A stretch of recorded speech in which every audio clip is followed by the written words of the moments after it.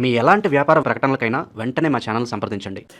Yeah కుక్షి వివరే కృత్వా స్వయం రక్షతి సర్వతః నమామి జననీం దేవీం పరాం ప్రకృతి రూపిణీం కృచ్ఛేన మహతా దేవ్యా ధారితోహం యథోదరే తత్ప్రసాదాత్ జగద్దృష్టం మాతర్నిత్యం నమోస్తుతే పృథివ్యా యాని తీర్థాని సాగరాదీని సర్వతః వసంతి యత్ర తాం నౌమి మాతరం భూతిహేతవే.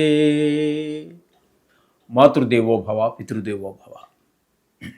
ఇప్పుడు మనము ఏప్రిల్ నెల 2026 సంవత్సరంలో ఈ ద్వాదశ రాశుల వారికి గోచార ఫలితాలు ఏ విధంగా ఉంటాయి అనేది మనం సశాస్త్రీయంగా తెలుసుకునేటటువంటి ప్రయత్నం చేద్దాం. వృషభ రాశి వారికి ఏప్రిల్ నెల 2026 సంవత్సరంలో గోచార ఫలితాలు ఏ విధంగా ఉంటాయో సశాస్త్రీయంగా తెలుసుకునే ప్రయత్నం చేద్దాము. వృషభ రాశి వారికి ఇక్కడ మీకు శుక్రుడు వ్యయ స్థానంలో ఒక 19 రోజులు సంచారం చేస్తున్నారు. అలాగే 20వ తారీఖు నుంచి నెలాఖరు వరకు అంటే 11 రోజుల పాటు ఇక్కడ మీకు జన్మంలో సంచారం చేస్తున్నారు. జన్మంలోనూ వ్యయంలోనూ కూడా శుభ ఫలితాలు ఇచ్చేటటువంటి ఏకైక గ్రహం ఏదైనా ఉంది అంటే అది శుక్రగ్రహం ఒకటే. ఈ 2 స్థానాల్లో మరి ఏ ఒక్క గ్రహము కూడా శుభ ఫలితములు ఇవ్వదు, శుక్రుడు ఇస్తున్నాడు. కాబట్టి వీరికి శుక్రుడు పూర్తి అనుకూలుడు. అలాగే మనసు కూడా చాలా వికాసంగా ఆనందంగా ఆహ్లాదకరంగా ఉంటూ ఉంటుంది. అర్థమైంది కదండి. వీరికి ఏంటంటే ఎవర్ గ్రీన్లా ఉంటారు, చక్కగా మాట్లాడుతూ ఉంటారు. అలాగే వీళ్ళకి ఈ వ్యయ స్థానంలో ఉండటం వల్ల ధన లాభం ఉంటుంది, ధన ఇంకా ఆకర్షింపబడుతూ ఉంటుంది, ఒకటి చేరుతూ ఉంటాయి. ఈ విధమైనటువంటి కలతరతో మనకు ఉన్నటువంటి ఈ వృషభ రాశి వారికి ఉన్నటువంటి బంధం మరింత పెనవేసుకునేటువంటి అవకాశం కూడా ఉంటుంది.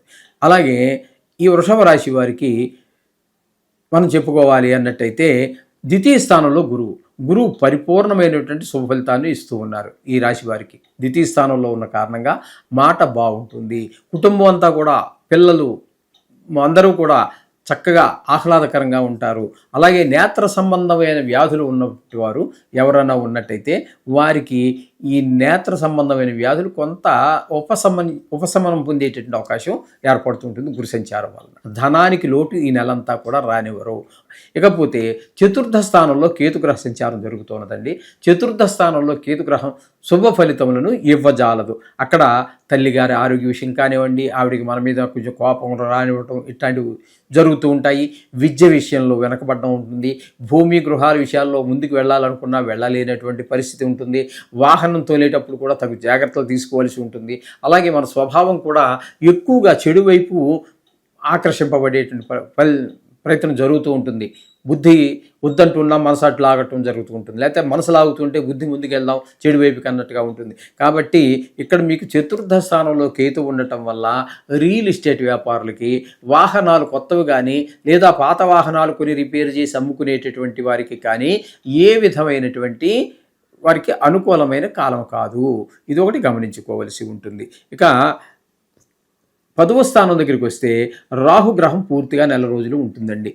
రాహుగ్రహం నెల పూర్తిగా ఉండటం ద్వారా ఉద్యోగంలో సడన్ హైక్ ఉంటుంది, సడన్గా ఫాల్ డౌన్ అయిపోతూ ఉంటుంది. సడన్గా ఎందుకు పెరుగుతుందో తెలియదు, వ్యాపారం అవిని పైకి వెళ్తారు, మళ్ళీ వెంటనే 2-3 రోజులు వారం రోజులు నడుస్తుంది, వెంటనే డౌన్ అయిపోతుంది. అది మీ లోపం అంటే మీ లోపం కాదు, అది రాహుగ్రహం ఆ వృత్తి స్థానంలో ఉన్న కారణంగా ఆ విధమైన ఫలితాలన్నీ ఉంటాయి. ఇక అదే దశమ స్థానంలో 4 గ్రహాలు ఉన్నాయి. రాహు అని చెప్పేసుకున్నాం కదా. ఇప్పుడు బుధుడిని తీసుకోవాలి. ఈ బుధుడు కూడా 10వ స్థానంలో 9 రోజుల పాటు సంచారం చేస్తూ ఉన్నారు. 10వ స్థానంలో ఆయన యోగ కారకమే అవుతోంది. అలాగే మిగతా నెలాఖరు వరకు కూడా ఆయన ఏకాదశ స్థానం అయినటువంటి మీనంలో, కుంభంలోను మీనంలోను, అంటే అది దశమ ఏకాదశి స్థానాలు రెండిట్లోనూ బుధుడు సంచారం చేస్తున్నాడు. కాబట్టి ఈయన 2 చోట్ల ఈ 2 రాశుల్లోనూ కూడా శుభప్రదమైనటువంటి ఫలితాలు, వ్యాపారం ముందుకు వెళ్ళడానికి ప్రయత్నం చేస్తాడు. దశమ స్థానంలో ఉండగా ఏకాదశి స్థానంలోకి వెళ్ళాక ఆ లాభాలు బాగా పొందేటటువంటి పరిస్థితి అంతా కనబడుతూ ఉంటుంది. కాబట్టి బుధుడు పూర్తి శుభుడు మనకి, అలాగే శుక్రుడు పూర్తి శుభుడు, అలాగే గురువు పూర్తి శుభుడు. ఇక్కడికి మనకి 4 గ్రహాల యొక్క అనుగ్రహం మనకి తెలుస్తున్నది. ఇక కుజుడిని కనుక తీసుకున్నట్టయితే 2 రోజుల పాటు దశమ స్థానంలో ఉంటారు. కుజుడు దశమ స్థానంలో ఉన్నప్పుడు వృత్తిపరమైన ఇబ్బందులే ఉంటాయి కానీ ముందుకు వెళ్ళేటువంటి పరిస్థితి ఉండదు.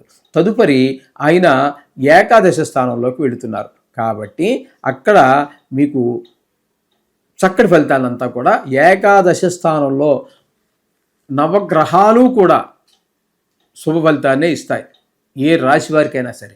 కాబట్టి ఇక్కడ ఈ కుజుడు నెలంతా అక్కడే ఉంటున్నారు కాబట్టి అక్కడ ఇంచుమించుగా 2 రోజులేమో దశమ స్థానంలో ఉండి ఇబ్బంది పెట్టినా ఆయన కూడా పూర్తిగా ఒక 2 రోజులు పక్కన పెట్టినట్టయితే నెలంతా కూడా మీకు పూర్తి శుభత్వాన్ని సుఫలితాలే కలగజేస్తూ ఉన్నారు.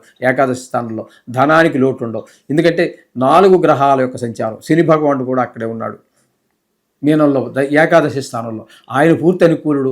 రవి 14 రోజులు పూర్తి అనుకూలుడు. కుజుడు ఇంచుమించుగా 2 రోజులు తెస్తే నెలంతా ఆయన అనుకూలుడు. బుధుడు నెలంతా కూడా కొద్ది రోజుల పాటు మాత్రమే ఇక్కడ 9 రోజులు ఉన్నాడు. ఇంచుమించుగా 21 రోజుల పాటు మీకు ఏకాదశి స్థానంలో ఉండి 4 గ్రహాలు అత్యంత అనుకూలమైన ఫలితాలు ఇస్తూ ఉన్నాయి. అందుచేత ఈ వృషభ రాశి వారికి శుక్రుడు అనుకూలుడు, గురువు అనుకూలుడు, అలాగే రాహువు, బుధుడు, కుజుడు వీళ్ళందరూ కూడా అనుకూలమైన ఫలితాలు ఇస్తూ ఉన్నారు శుక్రుడితో సహా. అంచేత శని భగవానుడు కూడా మీకు అనుకూలమైన ఫలితాలు ఇస్తున్నాడు. కాబట్టి ఈ రాశి వారికి చెప్పాలంటే చాలా బాగుందని మనం చెప్పుకోవచ్చు. ఈ నెలలో మీరు ఏ ప్రయత్నాలు మొదలెట్టినా విజయాన్ని సాధించడానికి అవకాశం ఉంటుంది. ఏదైనప్పటికీ కూడా కొన్ని గ్రహాల ప్రతికూలత ఉంటుంది. దానికి మనం చెప్పేటటువంటి ఎప్పుడూ చెప్పుకునేదే నవగ్రహాల యొక్క శ్లోకాలు చదువుకోండి. ఇది అలా చేసినట్టయితే దోషం తగ్గుతుంది. శుభం భూయాత్.